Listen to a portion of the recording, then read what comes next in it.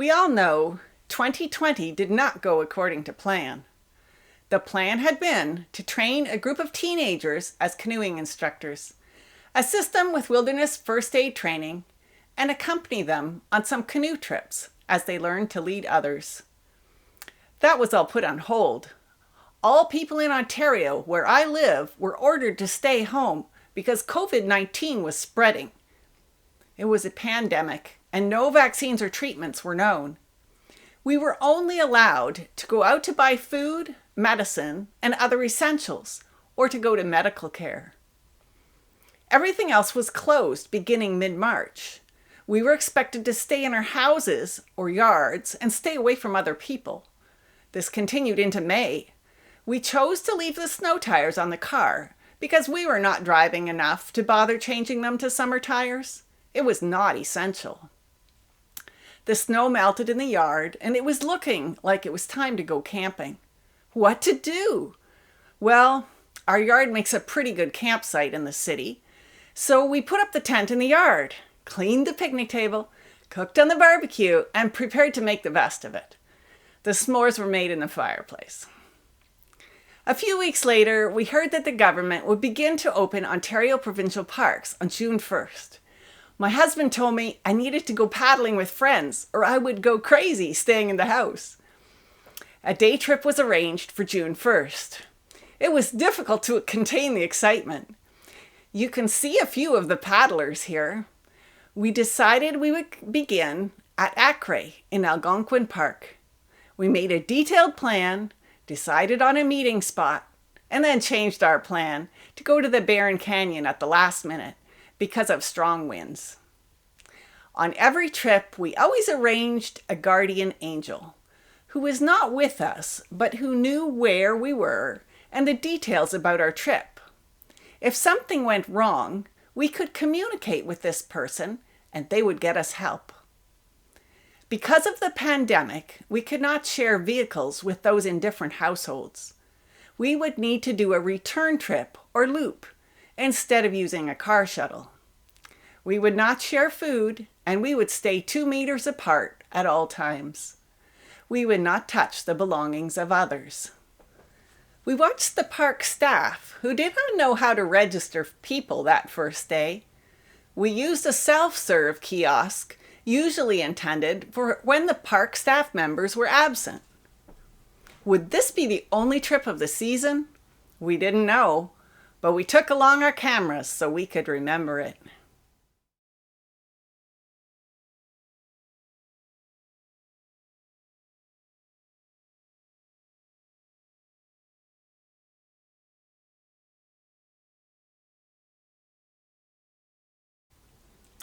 We put in at Squirrel Rapids. The temperature was a chilly 5 degrees Celsius and we were in wetsuits. The Cache Rapids 400-meter portage was completely blocked with trees at the put-in. This didn't dampen our enthusiasm, but it did make us work harder. By the time we had that behind us, we were hungry and ate lunch on the water. We should have been cold, but we were hot. So we started stripping off layers of clothing. We stopped to watch a beautiful indigenous Algonquin hoop dancer and enjoyed the whole canyon section with its very steep walls. We spotted turtles and deer. At the next portage, we could have walked up to see Brigham shoot, but we didn't. We headed back the way we had come.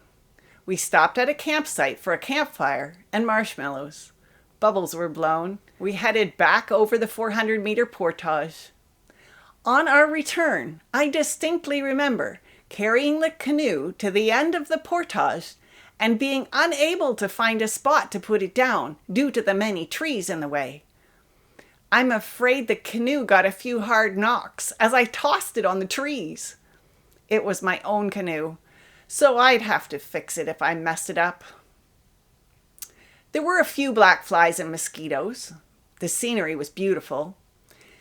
I wrote up our story and posted it online with some photos. We hoped it would encourage others and cheer up those who were stuck at home. We did more trips. We returned to the Barron in the fall and saw the beautiful colors of the leaves. We found the trees blocking the portage gone, making the portage a breeze. We also walked up to see Brigham shoot and spotted a great blue heron. For something different, we tried paddling down the canyon backwards in perfectly straight lines. Now some of you would say, why? When you paddle a lot, you find unique ways to do things. I ask you, why not? This was to become a theme of the year 2020. On this trip, a cute little Coca-Cola polar bear cub made a surprise appearance as a birthday gift. He rode up front for all to see. A special treat. We often had stuffed furry friends along. Here are our usual 3 bears. You will recognize 2 of them, and the third is Nanook.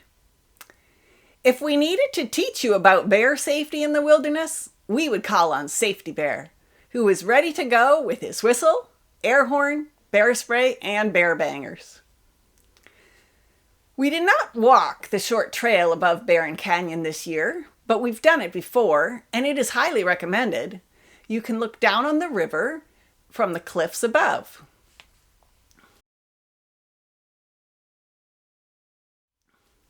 As the season progressed, we added to our adventures, paddling over 40 day trips near home with a paddling distance of more than 600 kilometers. Typically, we paddled 15 to 20 kilometers each day. Drives were generally less than 90 minutes each way. As the days became shorter, the paddling time was reduced and the distances too. We did not paddle through rapids on any of the trips. We saw some rapids and did experience strong currents. Though I'd paddled in many places across Canada, I'd not paddled most of these local places before. I'll tell you about some of them, what I liked and didn't, and show you how you can paddle there too. So that there is no need to scribble down the details, I encourage you to access the details, some warnings, and resources to do your own research on these trips here.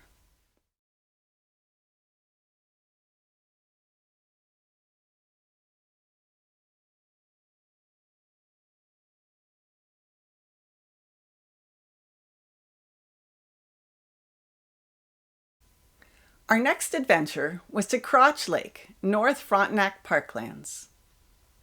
We had not been there before, but quickly fell in love with the wilderness setting and ended up going 4 times, covering all seasons except winter. It was always wonderful. We stopped to check many campsites. They were all good. The campsites were well maintained and had many excellent views. Crotch is a large lake and can have dangerous waves and wind. The name Stormy Point is there for a reason. We always went on a very calm day and paddled near shore. We tried using the North Frontenac Parklands South Access Road for a put-in, but soon preferred to pre-arrange our parking in the boat trailer lot at Tumble Home Lodge nearby. Rarely we'd see a motorboat or someone fishing. There were lots of good swimming spots, lots of swimming, and lots of spots where you could dry on the rocks in the sunshine. We usually had a campfire with s'mores and always blew some bubbles. We explored a possible portage across the peninsula for Stormy Point, but it was unmaintained and blocked by debris. We spotted lots of loons, a deer, and a great blue heron. Once, when the weather report anticipated calm weather 2 days in a row, we made a last-minute decision to stay over. Our only overnight of the year. As everyone knows, you should always put up your tent to check things before you head into the backcountry. I checked the tent enough to know that I had all of the pieces, but I didn't put it up. When we tried to put it up in the backcountry at Crotch Lake, we found that the shock cord no longer stretched like elastic and the poles would not stay together. We had our usual duct tape along, and we nicely duct taped our poles so the tent could go up. Lesson learned. It was a beautiful, calm 2 days. Though I had heard that things could look different with different water levels, I'd never seen it so evident as at Crotch Lake, where the water gets lowered many feet after Thanksgiving. The fall colors here were bright. If you arrived at Crotch Lake and found the campsites booked, you could still stop for lunch at an unoccupied large rock island. There are options.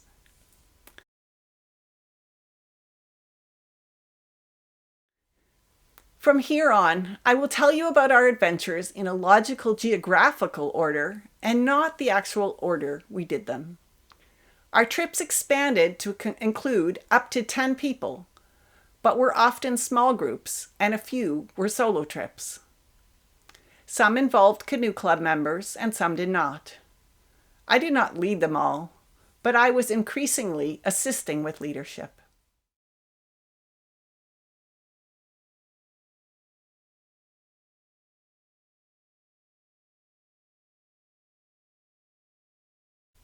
When we went to Kashwakamak Lake, North Frontenac Parklands, in August, none of us had been there before. We took a look and found excellent, well-maintained campsites. There were cottages along one side of the lake, while the other side seemed more like wilderness. We saw a few motorboats. We had a solo canoe with us, and we headed to campsite 16 on an island for our lunch. We intended to paddle to the north end of the lake, but the wind might cause issues on our return, so we changed our plan and paddled south. We island hopped across the lake, reaching Ichthus Island. It was hot, so we had a good swim there before we are heading home.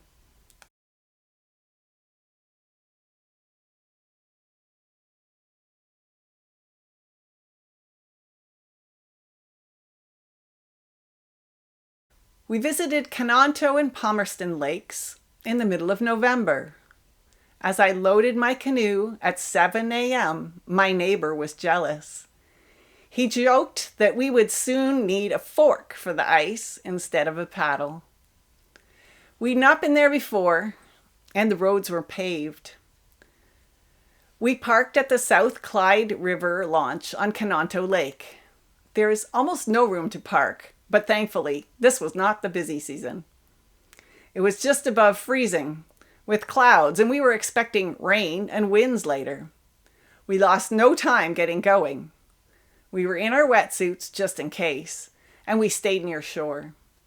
The lake was shallow with stumps, logs, and rocks, other hazards just under the surface. Our map showed their locations. The wind pushed us along. There were two large islands, Russell and Arcole, in the middle. We saw a cottage that looked like it was falling into the lake. The north side of Canonto has a few cottages, but mostly it looks wild. There are some huge rock cliffs. The south side of Canonto has more cottages. They were well spaced. We only saw one other boat, driven by someone in bright orange. It was hunting season. A stream flows into the lake at the west end. There are rocks blocking your path, and you will not be able to paddle farther. There is an unmarked, mostly level, maintained portage on the north side, which is about 120 meters and takes you to Palmerston Lake. You will find a large parking area with a launch to Palmerston Lake. This is where I would recommend that you park. On our paddle back to our launch, the wind had switched directions and was again pushing us along. We got off the water as the winds became strong, and we headed to the portage area to explore more on land. The area had belonged to the Cartwright family, who allowed people to use the portage. It is now called Palmerston Canonto Conservation Area, and it is maintained by North Frontenac Parklands and local volunteers. It is an amazing spot, and I highly recommend it. The trails were clearly marked. You should see the Lakeview Lookout with views of the lakes below and a picnic table for a snack. It looks like you're on the top of the world. Take the Blue Crow Trail and the Blue and Orange Trillium Trail to get there. It is less than a kilometer, but you are climbing up a large hill. The nearby Waits Public Beach has a big beach for swimming, picnic tables, parking, and a dock into Palmerston Lake. You could also park here. Next, we explored the west end of Palmerston Lake. We met some folks who were former neighbors 40 years ago. They offered us their yard for camping. The Palmerston campground has space for trailers and in non-pandemic times may allow tents. The Double S Sports and Marina, also at the west end of Palmerston Lake, looks like a good lunch spot. And it offers ice cream. It's in a very pretty sheltered bay. I believe by parking between the lakes, avid paddlers could explore both lakes on a good day, even if you can't get a campsite. It would be better to stay overnight somewhere if you can.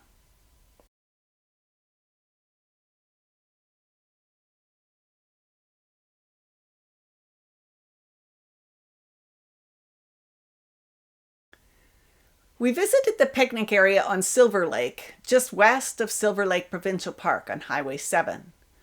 We launched and took a short paddle around the lake. We could have had a picnic at the launch or at the Provincial Park. The park had 2 beaches, picnic tables, and a playground. The east end of the lake had more cottages, camps, and houses, while the west end looked more like wilderness. This is a great, short, and fun trip for families.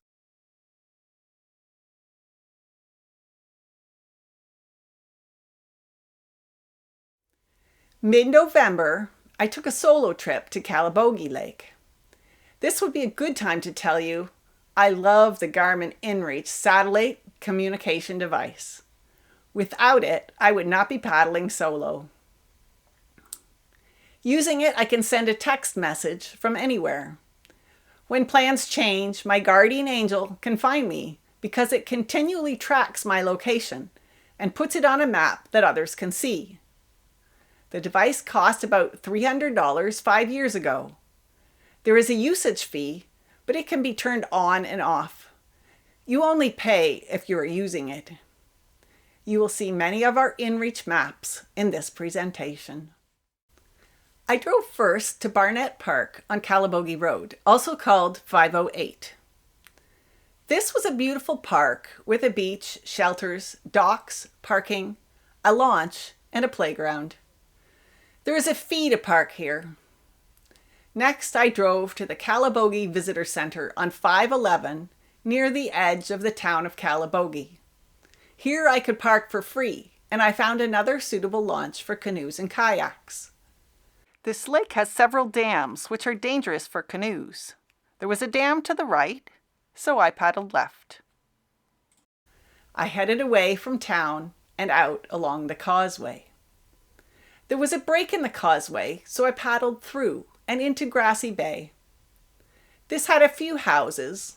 Mostly it looked marshy, with lots of tall grasses, cattails, wild rice, stumps, and a few trees. The bay is sheltered from the wind, but the wind also stopped blowing. The sun came out, and there were clear reflections everywhere. Just before sunset, I paddled back to my car. I watched the beautiful sunset around 4 p.m. If I returned on a calm day, I'd park at the visitor center, paddle Grassy Bay, and head to Barnett Park for lunch, not far away. I'd also recommend the view from Eagle's Nest Trail or Manitou Mountain Trail if you like hiking. However, if the parking area is full, do not park on the road or they may tow you away.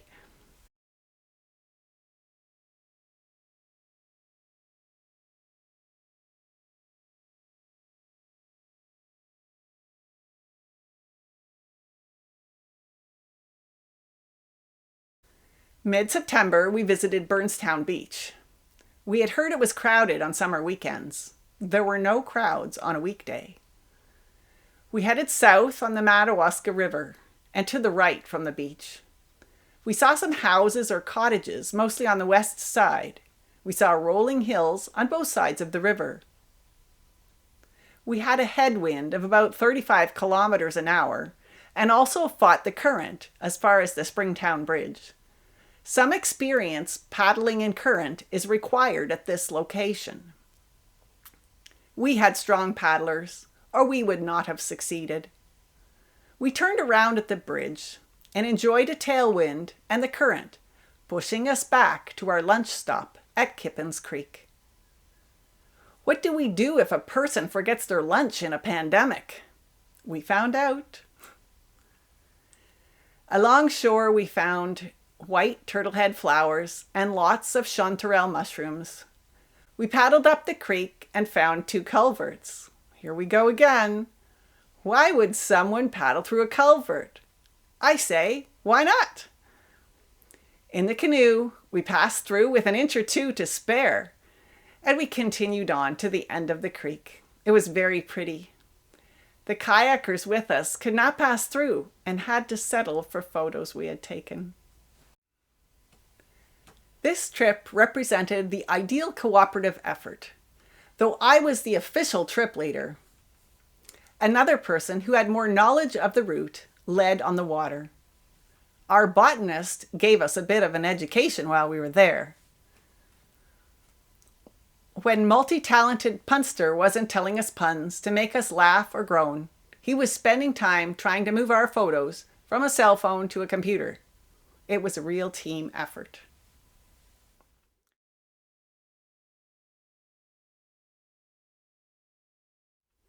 We will move on to discuss our many trips in various spots along the Rideau River. Though we had not been to many of these places, we had found the Watson paddling guides free online to be excellent. Even during pandemic times, Parks Canada staff at the lock stations would answer questions and were always helpful. Most of you will know that the Rideau Canal system was created between 1826 and 1832 as a defense system for Canada. It has continued to operate since that time and is now used for recreation. You can see Canada's history as you paddle along it. We will begin in downtown Ottawa and head towards Kingston. The river flows towards Ottawa. At Dow's Lake, we found a large lake with parking and boat rentals right at the pavilion. That is great if you don't own your own boat. If you have children, you might prefer Mooney's Bay with a huge beach, a supervised swimming area, and a playground, but no boat rentals. My favorites are Black Rapids Lock Station, Ecolands Park, and Chapman Mills Conservation Area because they're nearby. All have docks and nice green space. Do you have access points near you? Check them out. There are many good ones.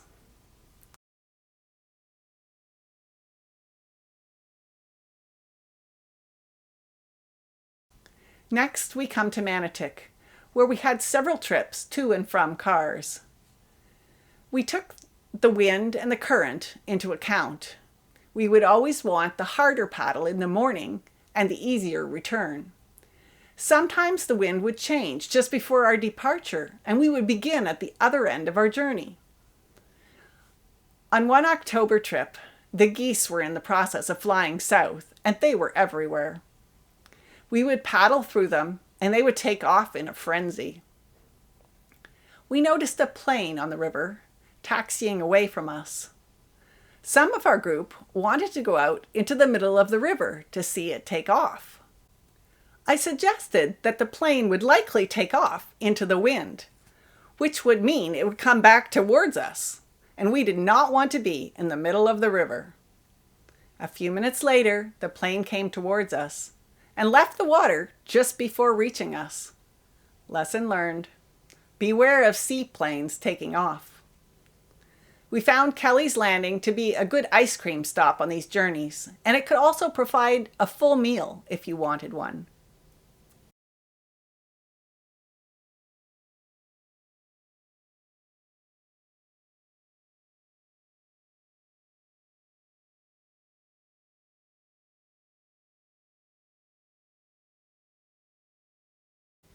At Cars, we explored Stevens Creek a couple of times as far as the 416 highway, where the creek was blocked. We saw a turtle, red-winged blackbirds, a great blue heron, mallard ducks, many Canadian geese, water lilies, and cattails, right beside a farmer's cornfield. The W.A. Taylor Conservation Area was a nice stop for lunch. Sometimes we also ate at the Cars Recreation Area. We explored Cranberry Creek nearby.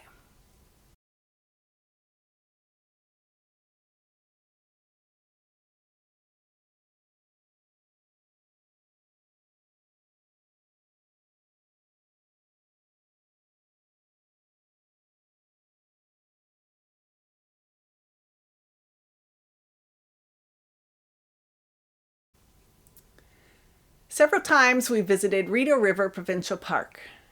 Nearby are the Reeve Craig Free Public Boat Launch, Kemptville Creek, Anniversary Park, and the Ferguson Forest Trails. In Kemptville, we walked the Turtle Trail and the Kinder Trail for little children. At the Provincial Park, we walked the Shoreline Trail. All were excellent. Mid-June, we launched from the Reeve Craig launch on Green Line Road. It was a hot, sunny day, and we had to use a variety of cooling techniques. The kayaks did regular rolls. In our canoe, we had ice cubes in the cooler. They were regularly placed inside of clothing, where they were allowed to melt. We also used a spray bottle of cold, clean water. When we returned to the cars, I took my cell phone out of my barrel, which had been in the sun all day. It was so hot that it would not work. That was a new one for me.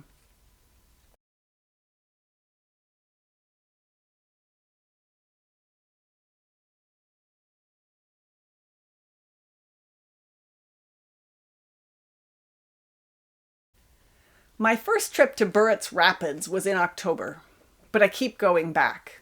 It's beautiful. We've paddled between Burritts and Nicholson locks and walked up to the upper Nicholson waterfall. We loved the 4-kilometer tip-to-tip trail at Burritts Lock Station and the heritage buildings along the way.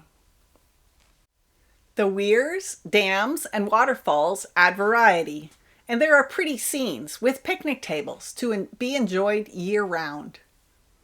We've now spotted ice fishing and skating there.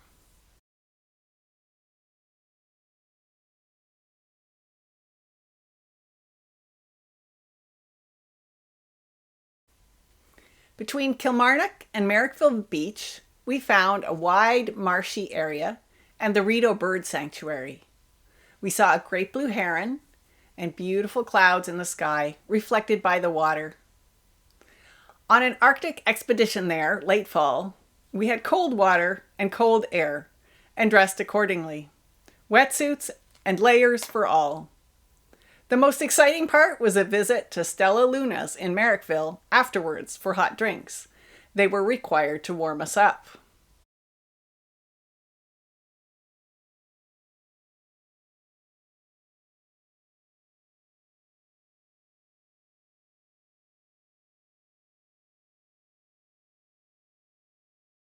The Rideau between Poonamalie and Lower Beveridge Lock Station is quite shallow. The land was flooded after the dam was built at Poonamalie. Stumps and rocks can stick up, so there is an advantage to staying near the channel marked by buoys. Though there used to be a shortcut for paddlers, called the Mud Cut, it is no longer maintained, and it is now gone. We saw gulls, geese, ducks, a cormorant, and a muskrat. We noted a couple of parked float planes and remembered our last experience with the one taking off over our heads.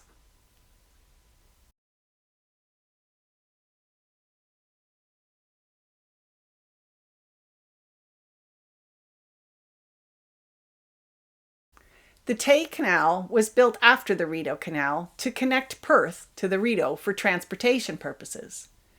It was not made as deep as the Rideau, and it tends to be shallow. If you stick to the channel marked by buoys, you can pass through in a canoe or kayak. In spring, the water level gets higher, and you will have fewer difficulties. We explored the Perth Wildlife Preserve and climbed the tower to look out over the marsh. We saw lots of water lilies and cattails, as well as great blue herons, loons, and a beaver. We spotted black rat snakes on land. When going east, the water splits between the river and the canal near Upper Beveridge Lock Station. The river has a big stop sign telling boats to stay away. Take the other channel with the buoys on the right to get to Upper Beveridge Lock Station.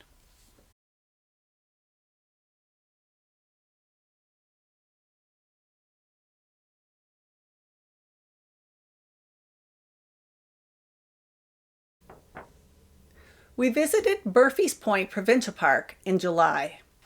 From the main boat launch, we paddled east and north along Big Rideau Lake's open water, then west and south into Nobles Bay. After lunch on a beautiful island and a swim at a deserted Nobles Bay beach, we portaged past the park store and into Loon Lake. We took photos of loons for a while and saw a huge beaver lodge. No other boats were there. Another short, level, well-maintained portage brought us to Hog Bay. We could see the large crowded beach and many campers packed together. We left them and headed back to our lunch, completing a short loop of about 8 kilometers. The paddle-in campsites were all closed this summer, but we took a peek and they were all good. We saw lots of deer. This is a beautiful wilderness place on a calm day. The area around the provincial park has many cottages and does not look so much like wilderness. Winds and waves could be hazardous on the big open lake.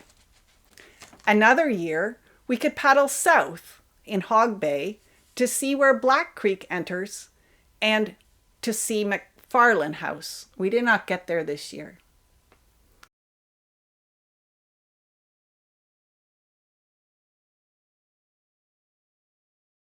Our first trip from Chaffeys to Jones Falls Lock Station happened on a hot, windy day. Our first problem was that there were very few parking spots at Chaffeys, and with the pandemic, we were all in separate cars. The lockmaster gave us permission to park on a field near the museum. The lakes looked clear and welcoming. Some went swimming 3 times to get cooled off before the day was over. Some had ice cubes in a cooler and a spray bottle of cold water again. Bubbles were blown. We saw ospreys and their nest, a muskrat, belted kingfishers, ravens, and loons. The Cataraqui Trail runs parallel to Chaffeys Locks Road here. These, together with Indian Lake Road and Marina Road, form a 6-kilometer loop extension of the Rideau Trail called the Blue Loop, which has nice scenery if you want a pretty and short hike. The view into Indian Lake looked inviting. It's on the bucket list for paddling next season. During one winter hike, we heard and spotted several trumpeter swans at Chaffeys. They were loud. That ends our tour of the Rideau River waterway, where we enjoyed much of 2020.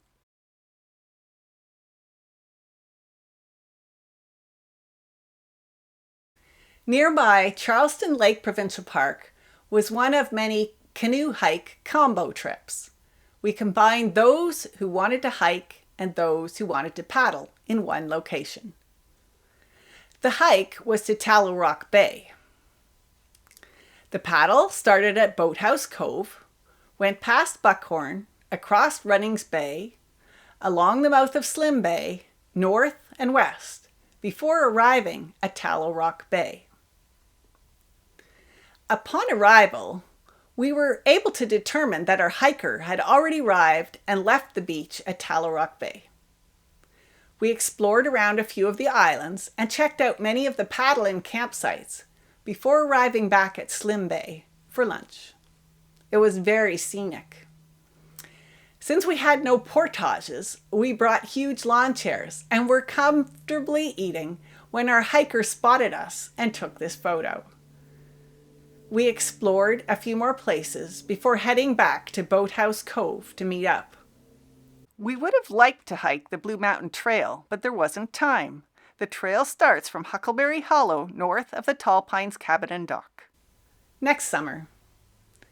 Together again, we hiked along the Shoreline Trail. We thought the views overlooking Runnings Bay were the prettiest, but everything was picturesque. It's highly recommended.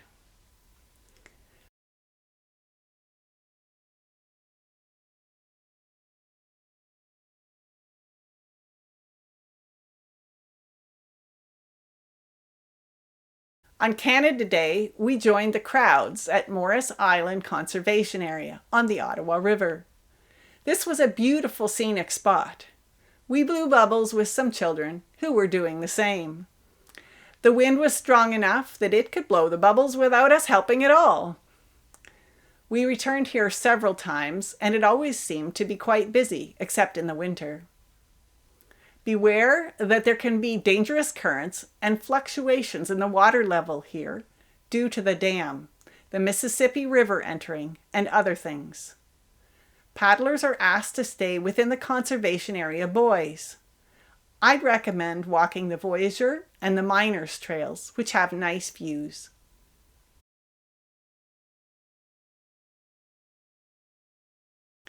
We visited the Ottawa River at Shirleys Bay. It is possible to paddle upstream 8 kilometers to the left to Pinheys Point, but we did not get there this season.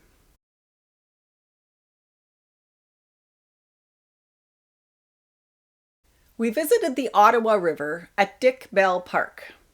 Head right for a short paddle downstream to Britannia Park. It has a beautiful beach families will love. We did not do this paddle this season. Beware that Deschines Rapids are just past Britannia Bay. Stay away from those. You will also have to deal with the current on the Ottawa River. If in doubt, begin at Britannia Park and go upstream first.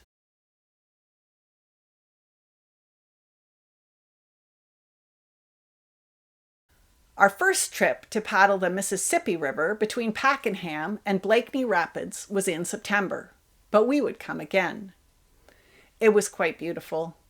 Beginning at the Pakenham beach, we paddled south or to the right at the beach towards Blakeney Rapids. At Blakeney, it was sometimes crowded, but later in the year, we had the place to ourselves. There are lots of rapids, little bridges, benches, picnic tables, trails, and a fire pit in the area at Blakeney Rapids. It took us a few trips to see them all, and it was very enjoyable. We always took a small side paddle up through a culvert and into a creek on our way back to Pakenham. There was optional ice cream at Scoops on Waba Road. We stopped to see the rapids in Pakenham at the 5-span bridge from land. Swimming is not recommended, and several people have drowned here.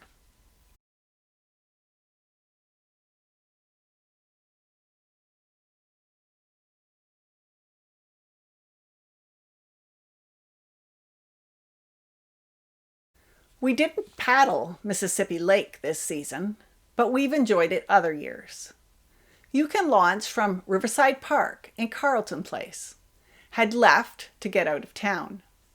There is a dam to the right that you would want to avoid. If you are out for a long paddle, you may get as far as the Mississippi Lake Bird Sanctuary and the Mississippi Lake National Wildlife Area, with a launch spot at the end of the lake. When shuttles are possible, this would make a good one-way trip. Expect lots of homes and cottages.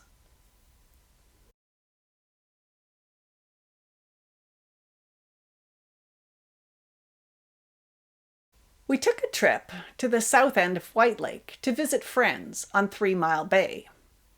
We arrived early at the small launch off of Wabalek Side Road and enjoyed the calm water paddling 8 kilometers before lunch. It was hot and a good day for swimming. There were a few Crown Land islands that could be used for a lunch stop if you needed them. We didn't.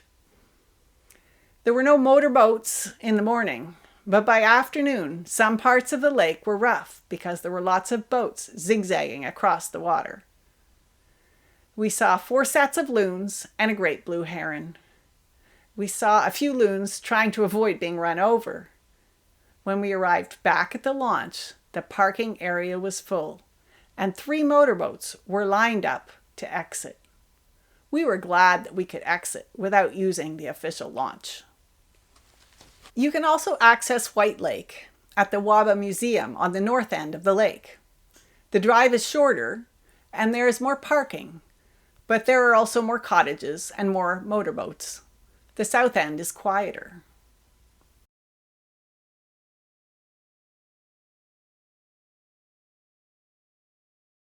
Mid-October, Canoe Club members headed to the South Nation River, beginning at the end of La Croix Road near Castleman. It was cool, overcast, damp, and windy. We were dressed in many layers, but quickly found we were getting hot and took some layers off. The river was wide and shallow, meandering back and forth. The banks were made of clay and could be slippery. First, we headed south towards Castleman, and after 4 kilometers came to rapids. Punster tried a new way of paddling, lying horizontally on top of the canoe, to paddle with a kayak paddle. When he got tired, he tried using the paddle as a pillow. Why not? After exploring the rapids a bit, we headed back to the launch for lunch and continued downstream afterwards. We saw lots of birds, a great blue heron, and several beaver dams. We came to a spot where, years ago, the clay banks had fallen into the river, forming a landslide. We could see La Rose Forest ahead, but we were concerned about the challenging wind on our return, so we headed back to the launch. In good weather, we could paddle quite a long way north here.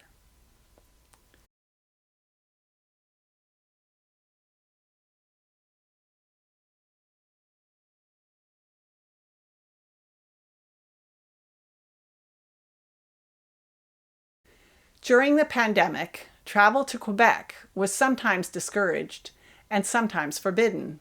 As a result, we did not go to all of our usual paddling spots in Quebec. We did paddle the Gatineau River near Wakefield.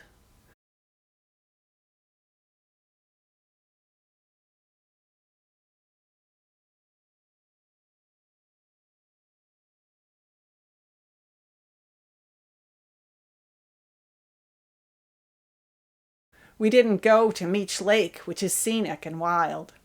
We didn't go to Lac Philippe or Lac Limy, which are well set up for families and have boat rentals. All are recommended if regulations permit.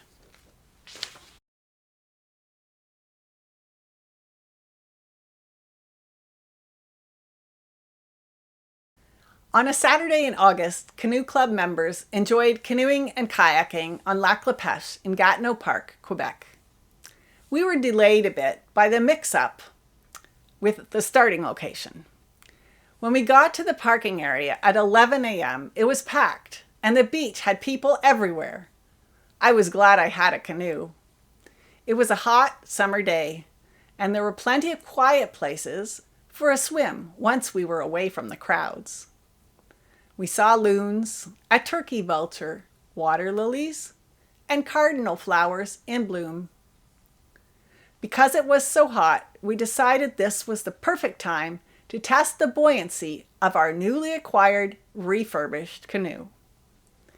In 2019, a keen club kayak instructor had taken the time to patiently teach our group of flatwater canoeists how to roll a canoe. Just in case you need to know, this is how you do it. Well, now we're going to see. Good luck. Works. Ready? Ready?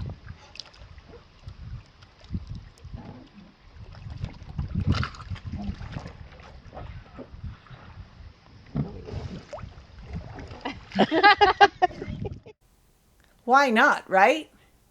There were cooling benefits to rolling around and around and around to give the canoe a good workout. And the results were? The flotation chamber at one end of the refurbished canoe had a tiny leak that would need to be repaired. And we were all feeling nice and cool.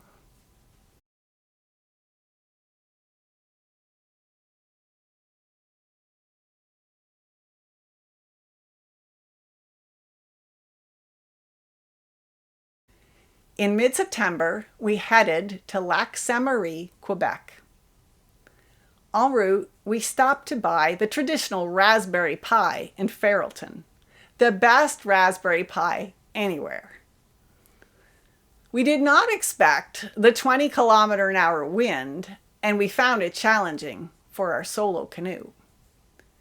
There were quite a few houses or cottages on Lac Sainte-Marie, but there were very few once we left the lake and headed south on the Gatineau River and towards Low. The area was very scenic. After 6 kilometers, we decided to turn around because of the wind and head north on the Gatineau River. We spotted a tree that had nearly been eaten through by a beaver, but was still standing. My camera refused to work, so Punster gave me a lesson on taking photos using my cell phone. He also collected trash we found along the way and deposited it in a dumpster at Lac Sainte-Marie when the day was over. We watched a beautiful sunset as we drove to Ottawa.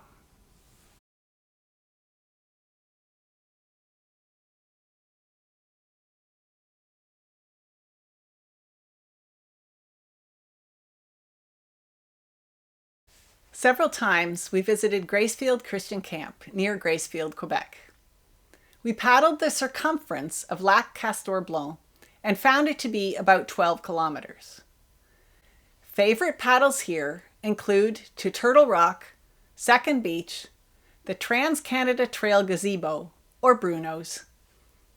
Because this is a familiar spot, we were tempted to paddle up the creek at the north end of the lake and under the Trans-Canada Trail. It is shallow, but in some water levels you can explore for quite a while after the trail crossing. Other times you cannot make it under the Trans-Canada Trail. The paved trail is for biking or walking and runs between Gracefield and Lac Blue Sea. The camp has paddle-in campsites, regular campsites, cabins, a supervised beach, a playground, trails, canoe rentals, and many other activities families will like. It can be used by the public. Call ahead if you want to go.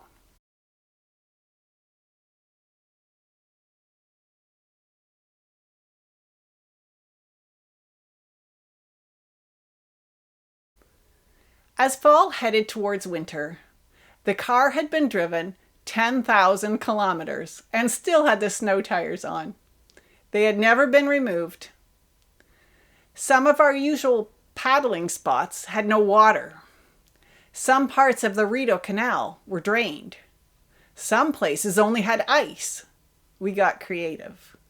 We were paddling on the Ottawa River because it had liquid water. It should be noted that this is a big river with a big current. There are also significant risks from the cold water and the cold air. Do not paddle in these conditions unless you are in a well-trained group and have all the required hypothermia gear. We were wearing wetsuits. Dry suits are even better. We always stay near shore in cold water and, of course, have those PFDs on.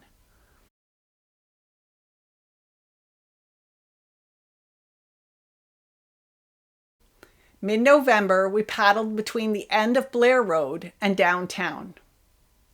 I started to understand how Rockcliffe got its name when I saw the many high cliffs of sedimentary rock along the river. We saw many boating clubs right downtown along the river.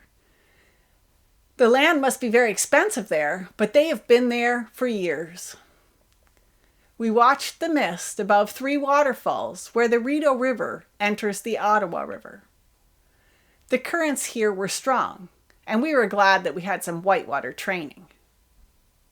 We also saw the Rideau locks before spotting the Parliament buildings and many other downtown places we could recognize. The old buildings seemed to face the water. This was a surprise to me. Of course, they were built when the Ottawa River was the main way of getting around. After lunch, we headed back.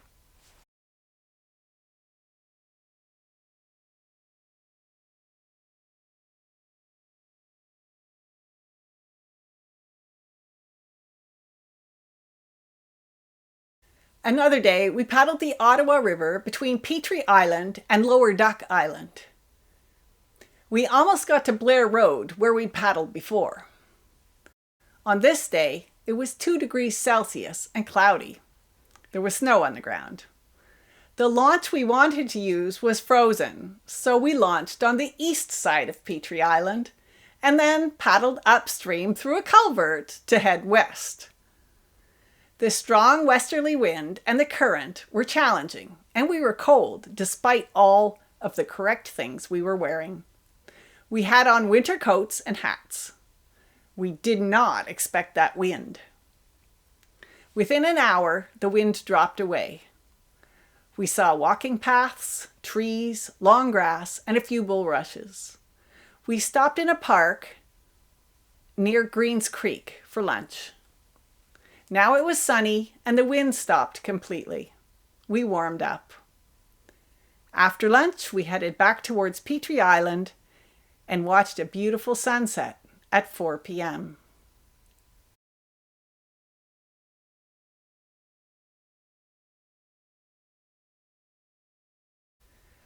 On December 10th, it was minus 2 degrees Celsius, and there was a wind of 20 kilometers an hour that was not expected. When we arrived at the Manotick launch on the Rideau River, we saw that the snowplows and the salt trucks were working on the icy roads.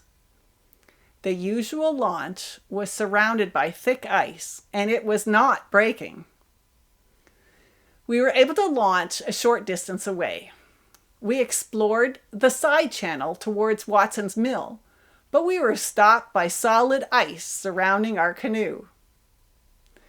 We decided against continuing, in favor of keeping the canoe in one piece. We headed toward cars. The sun, though expected, only peeked out for a few minutes. 2 pair of expedition socks were not enough. We used chemical warmers to warm our hands and our feet. We drank hot water. We were still cold. We could tell our season was about to end. After 4 hours and 16 kilometers, we headed home to get warm. The car's heater was set to high.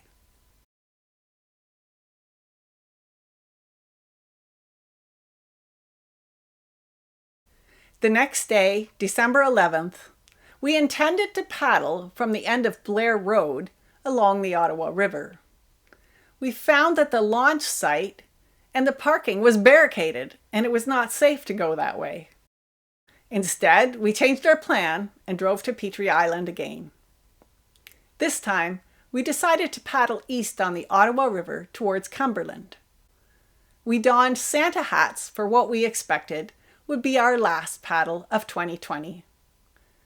Strangers stopped to talk. Others took photos of us. Someone gave us Christmas ornaments to put on our trees. Neither of us had looked at a map going in this direction, but we headed off, staying close to shore in our cold water immersion gear. We knew our InReach device would show our guardian angel where we were on a map. Icicles were growing upwards from the waterline. Each piece of grass was encased in 1 inch of ice.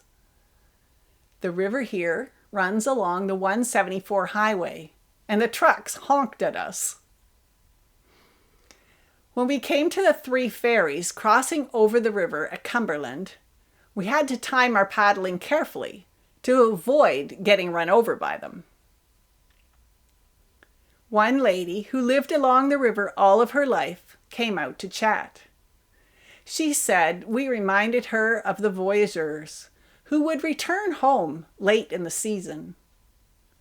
She told us about the Ottawa River's history and how the frogs had disappeared after sewage was put into the river. I could have listened to her all day. We eventually turned around and headed to Barnett Park for lunch. We climbed to the top of the hill to see the view of the river. Drinking hot water and using battery-powered hand warmers, we tried to warm up. Afterwards, we hopped back into our canoe and we went back to Petrie Island. The wind had stopped and the river reflected everything. We were cold, but not frozen.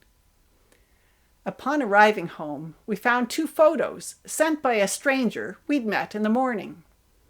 He was now a new friend and said he would be out paddling with us next spring.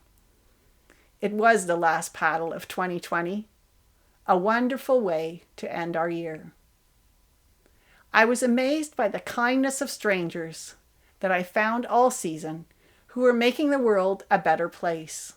May we all be like them. We returned to Petrie Island 10 days later to spot a skating rink where we had just been paddling.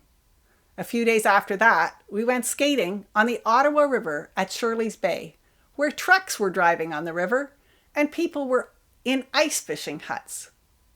I wonder if they ever fall through the ice. During 2020, I was learning how to lead successful canoe trips. Over the season, someone forgot their personal flotation device, their lunch, their water, their gas, their paddle, their raincoat, their sunscreen, their bug spray, their sun hat, their winter hat, and their Kleenex. Not all on the same day, of course.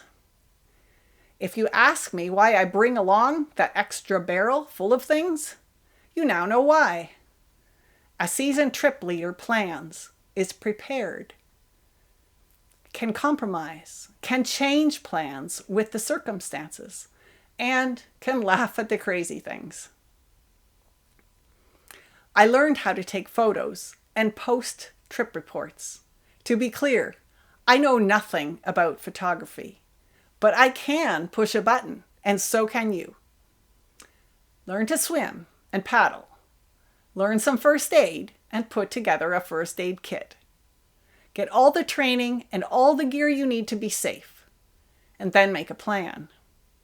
Find a guardian angel. Put on your personal flotation device, zipped and clipped. Then go and enjoy our land and water, Canada.